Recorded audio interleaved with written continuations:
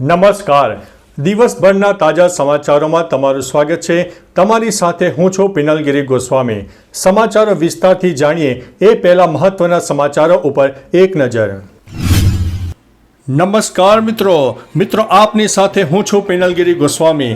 અત્યારના સૌથી મોટા સમાચારમાં વાત કરીશું વરસાદની આગાહી. ચોમાસું ધીમે ધીમે આગળ વધી રહ્યું છે. 17 જૂન પહેલા ગુજરાતમાં ચોમાસું દસ્તક આપે તેવી સંભાવના છે. આજે તારીખ 13 જૂનના રોજ સૌરાષ્ટ્ર, મધ્ય ગુજરાત અને દક્ષિણ ગુજરાતના અનેક ભાગોમાં ધીમે ધીમે વરસાદની શરૂઆત થશે અને વાદળછાયું વાતાવરણ પણ જોવા મળનારું છે.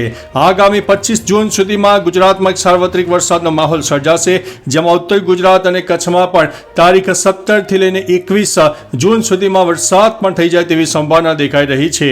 મિત્રો, અન્ય મહત્વના સમાચારની વાત કરીએ તો અમદાવાદ પ્લેન ક્રેશને લઈને મહત્વના સમાચાર સામે આવી રહ્યા છે, જેમાં વડાપ્રધાન નરેન્દ્રભાઈ મોદી આજે અમદાવાદ આવશે તથા પ્લેન દુર્ઘટનામાં મોટાભાગની ડેડ બોડીને ઓળખ કરવી મુશ્કેલ બની ગઈ છે. એકમાત્ર ડીએનએ સેમ્પલ મારફતે પરિવારજનો પોતાના સ્વજનોની બોડી સુપ્રત કરાશે. તેમજ અમદાવાદમાં પ્લેન ક્રેશ થવાના મુદ્દે ડીએનએ ટેસ્ટ માટેના સેમ્પલ લેવાની પ્રક્રિયા પૂર્ણ થઈ ગઈ છે. કસોટી ભવન બીજે મેડિકલ કોલેજની બિલ્ડિંગમાં સેમ્પલ લેવાયા તથા અમદાવાદ એરપોર્ટથી વિમાન ક્રેશ દુર્ઘટનામાં રાત્રિ દરમિયાન કામગીરી કરતા જવાનો પણ યથાવત રહ્યા હતા. મિત્રો, અન્ય મહત્વના સમાચારની વાત કરીએ તો વડોદરાથી એક માઠા સમાચાર સામે આવ્યા છે, કારણ કે પ્લેન ક્રેશની દુઃખદ ઘડીએ પણ બીસીએ સત્તાધીશો ભાન ભૂલ્યા છે. વડોદરામાં પ્રથમ વખત શરૂ થનારા બરોડા પ્રીમિયર લીગની ટ્રોફીનું અનાવરણ કરવામાં આવ્યું છે. 15 જૂનથી આ મેચ રમાનારી છે. મિત્રો, અન્ય મહત્વના સમાચારની વાત કરીએ તો પીએમ મોદી આજે આવશે અમદાવાદમાં. સિવિલમાં ઈજાગ્રસ્તોને મળશે. એવી આશંકા છે કે એક વ્યક્તિ સિવાયના બાકીના બધા આ અકસ્માતમાં મોત થયા છે. હવે અકસ્માત બાદ વડાપ્રધાન નરેન્દ્રભાઈ મોદી પણ અકસ્માત સ્થળની મુલાકાત લેશે. પ્રાપ્ત માહિતી અનુસાર વડાપ્રધાન મોદી શુક્રવારે સવારે અમદાવાદ જશે. મિત્રો, અન્ય મહત્વના સમાચારની વાત કરીએ તો વડોદરાની આ યુવતીને જોઈ લો.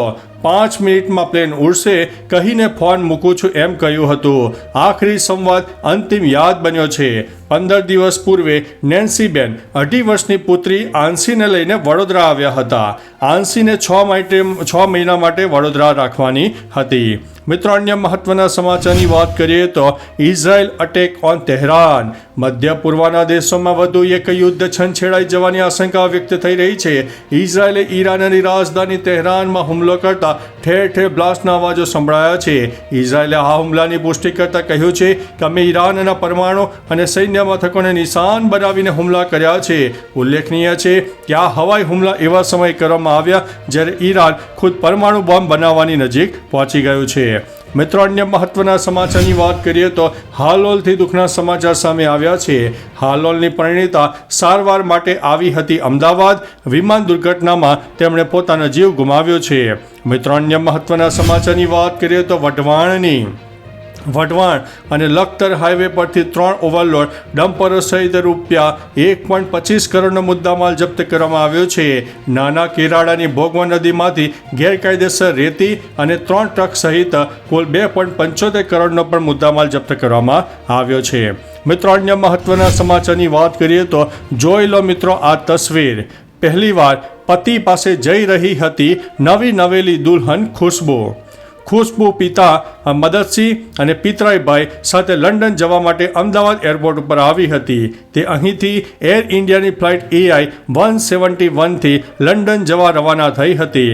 જોકે ફ્લાઇટ ટેકઓફ થયાની થોડી જ મિનિટોમાં ક્રેશ થઈ ગઈ અને એ જ સમયે ખુશ્બુની જિંદગીનો અંતિમ સમય પણ બની ગયો. મિત્રો, અન્ય મહત્વના સમાચારની વાત કરીએ તો ગુરુવાર 12 જૂનનો દિવસ કાળો દિવસ માનવામાં આવે છે. બપોરે લંડન જતું એર ઇન્ડિયાનું વિમાન અમદાવાદ એરપોર્ટ નજીક મેઘાણીનગર વિસ્તારમાં ટેક ઓફ થયાના થોડી વાર પછી ક્રેશ થયો. વિમાનમાં 242 લોકો સવાર હતા, જેમાં 2 પાયલટ સહિત 12 ક્રૂ મેમ્બરનો પણ સમાવેશ થાય છે. આ અકસ્માતમાં 241 લોકોના મોત થયા હોવાની સંભાવના વ્યક્ત કરાઈ છે. ટાટા ગ્રુપે જાહેરાત કરી છે કે અકસ્માતમાં જીવ ગુમાવનારા દરેક વ્યક્તિના પરિવારને 1 કરોડ રૂપિયાની આર્થિક સહાય આપવામાં આવશે. તમને જણાવી દઈએ કે એર ઇન્ડિયા ટાટા ગ્રુપની માલિકીની છે. તો ચાલો મિત્રો, ફરીથી દેશ અને દુનિયાના સુપરફાસ્ટ સમાચાર લઈને મળતા રહીશું. ત્યાં સુધી અમને રજા આપશો. નમસ્તે.